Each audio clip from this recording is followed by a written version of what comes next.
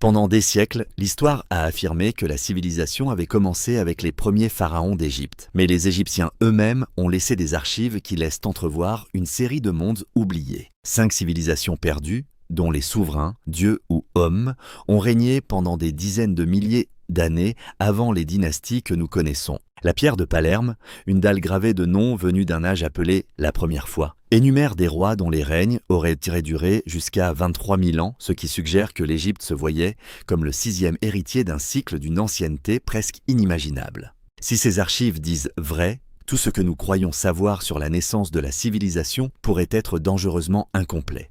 Qu'est-ce que les Égyptiens ont réellement hérité? À l'ombre des anciens murs des temples, les plus vieilles inscriptions égyptiennes murmurent l'existence d'un monde antérieur aux pharaons. Le terme Zep-Tepi, gravé dans le calcaire à Edfou et à Dendera, signifie la première fois. Non pas comme un simple mythe, mais comme le commencement de tout. Dans ces textes, les dieux eux-mêmes ne sont pas de lointaines légendes. Ce sont des souverains, des architectes et des juges qui ont façonné la vallée du Nil bien avant tout roi humain. Les murs décrivent un âge d'or où l'ordre surgit du chaos sur la butte primordiale, une île sacrée qui survécut à une grande inondation. Là, les dieux établirent les lois de la nature, bâtirent les premiers temples et enseignèrent les arts de la civilisation. La docteure Leila Saad, spécialiste reconnue des textes muraux de l'Ancien Empire, a passé des décennies à déchiffrer ces lignes énigmatiques. Elle souligne que Zep-Tepi n'est pas un récit unique, mais un thème récurrent tissé à travers des siècles d'écriture égyptienne. Dans les textes de construction d'Edfou, Zep-Tepi est décrit comme le moment où les dieux surgirent des eaux et fondèrent la première cité. Les textes parlent d'un temps avant le temps, lorsque Rê, Osiris et Thoth marchaient sur la terre et que les suivants d'Horus reconstruisaient après une catastrophe. Même les rituels de pharaons plus tardifs, comme Sétiti-Uye, reprennent ces commencements anciens. Ils invoquent Zep-Tepi pour légitimer leur propre règne, affirmant qu'ils renouvelant le cycle commencé dans cet âge lointain. Les images sont vives et précises. Les reliefs montrent la butte primordiale s'élevant au-dessus des eaux de l'inondation avec des lotus et des étendards aux faucons marquant l'endroit où la création prit racine pour la première fois. Des inscriptions à Kom-Ombo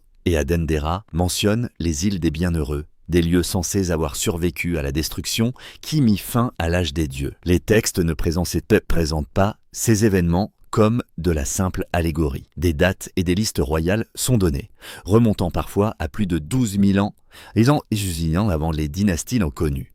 La pierre de Palerme, bien que fragmentaire, conserve des traces de ces ères divines, séparées par des lignes nettes des règnes des rois humains. Pour la docteure Saad, le langage de Zep-Tepi est à la fois poétique et délibéré. Les Égyptiens se voyaient comme les héritiers d'un legs né dans un monde perdu, emporté par un déluge ou par le feu.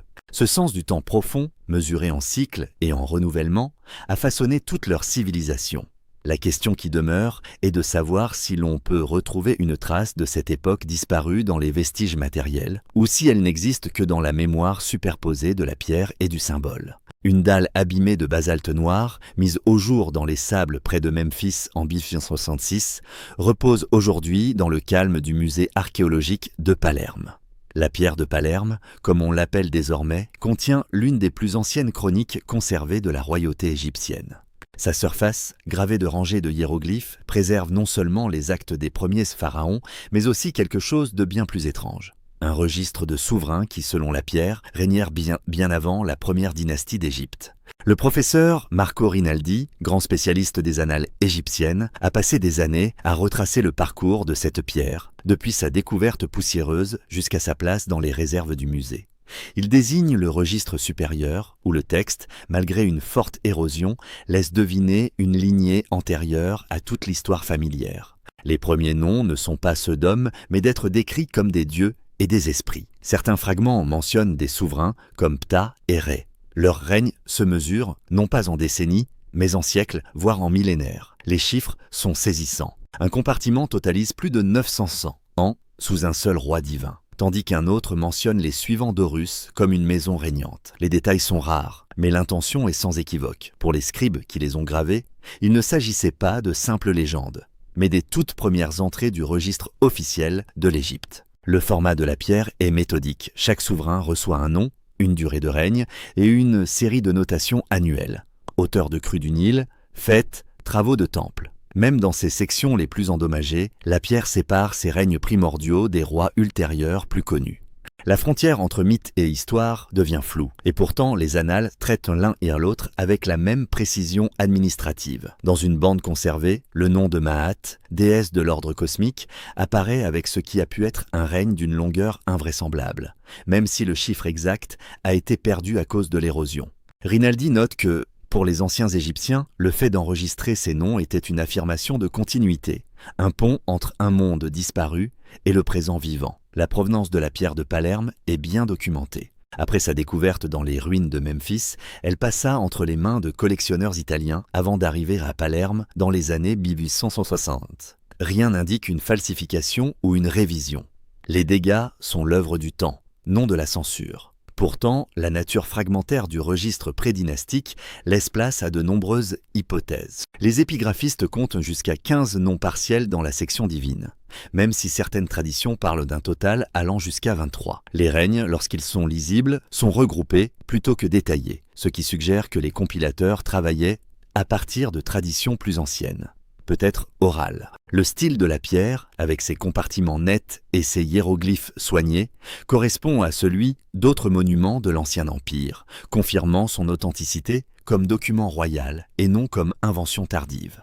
Ce qui distingue la pierre de Palerme, c'est son insistance sur le fait que l'âge des dieux n'était pas un royaume mythique séparé, mais le véritable fondement de la royauté égyptienne. Les annales enregistrent ces souverains comme des faits, et non comme des fables, inscrivant la mémoire de Zep-Tépi jusque dans l'ossature même de l'État. Pour Rinaldi, c'est là le cœur du mystère. Pourquoi les premiers historiens de l'Égypte auraient-ils pris tant de soin à documenter une époque disparue, s'ils ne croyaient pas qu'elle avait été réelle? La pierre demeure le témoignage silencieux d'un monde au bord de la mémoire, un monde dont les détails sont perdus, mais dont l'ombre persiste encore dans les archives des rois. Dans les sanctuaires d'Abydos, où l'encens flottait autrefois dans les salles obscures, les listes royales gravées dans la pierre ne commencent pas par des hommes. Elles s'ouvrent sur les noms de dieux, Osiris, Horus, Thoth, présentés non comme des légendes lointaines, mais comme des souverains dont les règnes sont mesurés et enregistrés.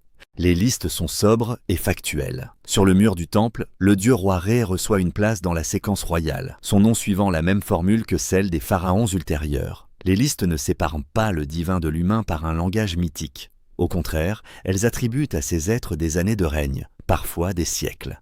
La pierre de Palerme, avec ses notations soigneuses, place Ptah et ses successeurs au début du registre, avec des règnes s'étendant sur des centaines d'années avant l'apparition du premier roi mortel. Les prières de couronnement de l'Ancien Empire reprennent cette structure. Lorsqu'un nouveau pharaon montait sur le trône, les prêtres invoquaient la lignée des rois-dieux, appelant leur présence comme témoins et protecteurs. Les textes parlent des Shemsu, les suivants d'Horus, décrits comme des êtres semi-divins qui régnèrent après l'âge des dieux, mais avant l'âge des hommes. Leur statut est ambigu, ni entièrement immortel, ni tout à fait mortel, occupant un espace entre les mondes. Le terme même de Shemsu est inscrit dans les mêmes colonnes que les dieux, ce qui renforce leur rôle de véritable souverain dans la chaîne de succession.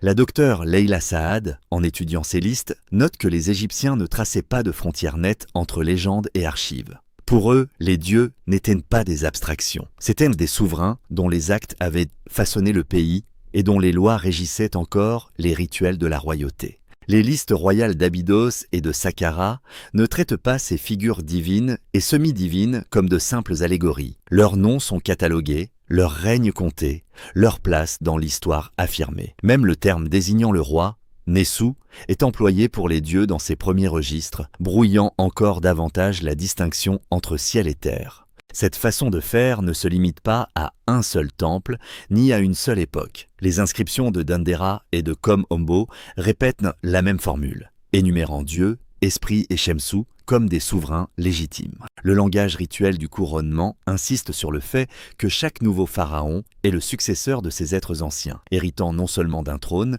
mais d'un ordre cosmique établi en Zep-Tépi. L'effet est cumulatif. Au fil des siècles, l'archive officielle construit une chaîne continue allant de l'aube de la création jusqu'au souverain régnant, chaque maillon étant sanctifié par le rituel et la mémoire. La présence de ces rois-dieux dans les listes officielles soulève une question gênante pour les scribes des époques suivantes. Si les souverains divins et semi-divins étaient traités comme historiques, qu'est-ce que cela implique pour la chronologie de l'Égypte? Et pourquoi Dans certaines archives plus tardives, ces figures commencent-elles à s'effacer, leur règne étant compressé ou supprimé. Les pierres et les papyrus ont conservé leur nom, mais la clarté de leur statut se brouille au fil des siècles. Pour les Égyptiens, le passé n'était pas un pays lointain. C'était un héritage vivant, écrit dans le langage des dieux et des rois tout à la fois. Le docteur Nasser Hassan se tient devant le canon royal de Turin, un papyrus fragile dont les colonnes promettaient autrefois de raconter toute l'histoire de l'Égypte. Pourtant, dans les sections où devraient apparaître les rois les plus anciens, l'écriture se dissout dans le silence.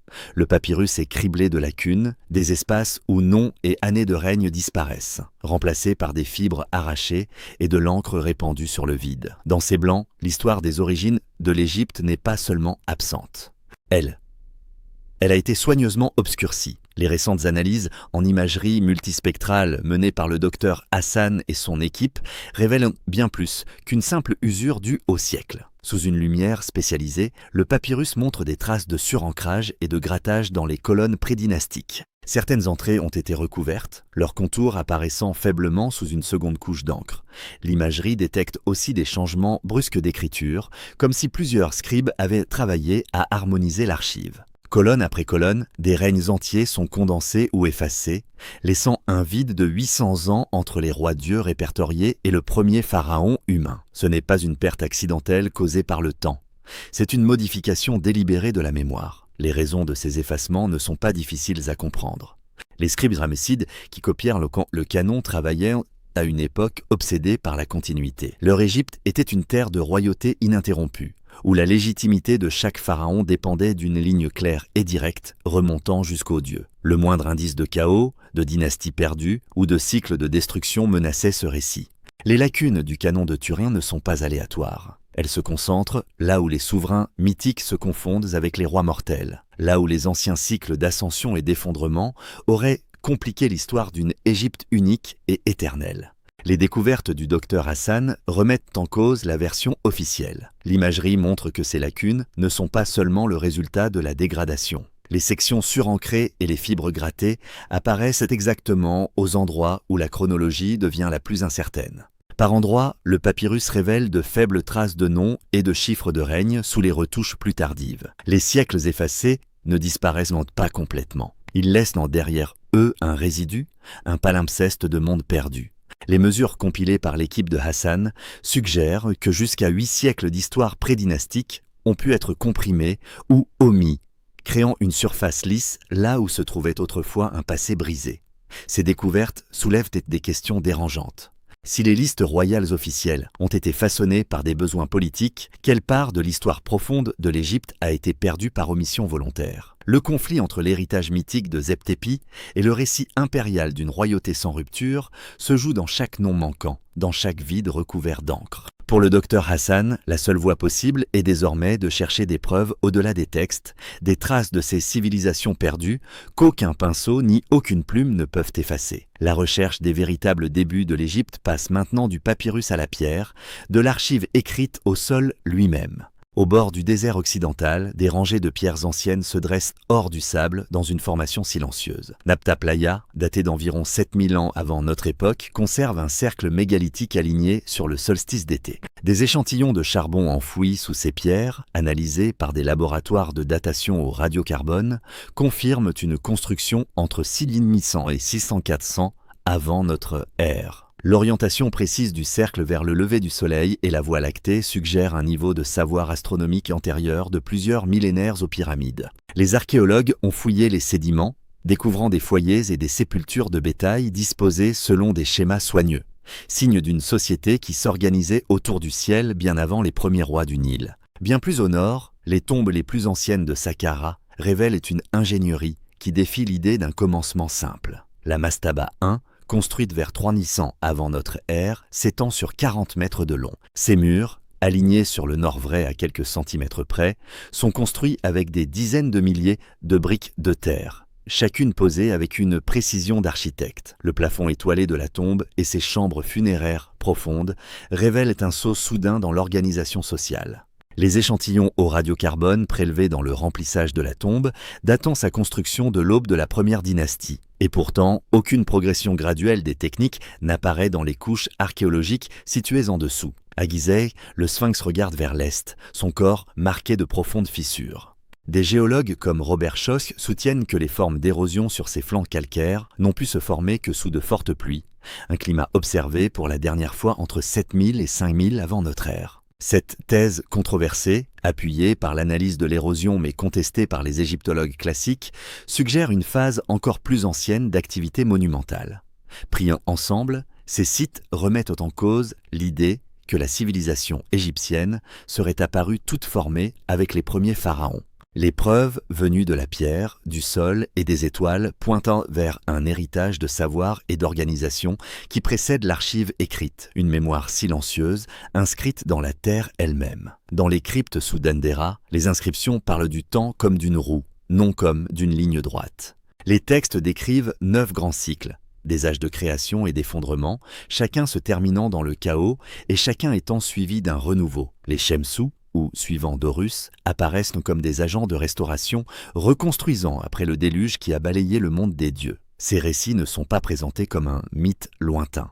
Ils sont écrits comme une mémoire codée, une archive de destruction et de renaissance qui a façonné l'identité égyptienne à travers les siècles. La docteure Maya Patel, mythologue comparatiste, attire l'attention sur la doctrine des cycles inscrite sur les murs du temple.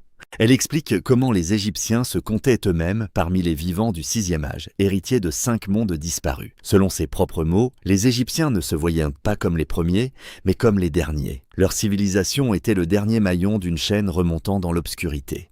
Les textes de Dendera décrivent chaque âge comme distinct, mais lié au même modèle. L'ordre surgissant du désordre, le savoir sauvé des ruines de la catastrophe. La croyance en ces cycles est plus qu'une histoire. C'est un avertissement. Les Égyptiens accomplissaient des rituels pour soutenir Maat, l'équilibre cosmique, craignant que la négligence n'accélère la fin de leur propre âge. Le livre de la vache céleste, retrouvé dans des tombes royales, raconte un temps où l'humanité fut presque anéantie, sauvée seulement par l'intervention des dieux. Dans cette vision du monde, l'histoire est fragile, toujours au bord de l'effondrement. Le 6e âge est le nôtre. La question qui demeure suspendue dans les colonnes de pierre est de savoir si ce cycle aussi prendra fin, et qui, si quelqu'un s'en souviendra. Aujourd'hui encore, les pierres anciennes murmurent que la civilisation est plus ancienne et plus fragile que ne l'admettent en nos manuels. À mesure que de nouvelles découvertes remettent en cause les chronologies anciennes, notre propre époque n'apparaît plus que comme un chapitre dans un cycle d'ascension et de chute. Les Égyptiens avertissaient que l'oubli des mondes passés nous condamne à partager leur sort. Ce que nous choisirons de retenir maintenant pourrait décider de la durée de notre propre temps. Partagez votre avis dans les commentaires.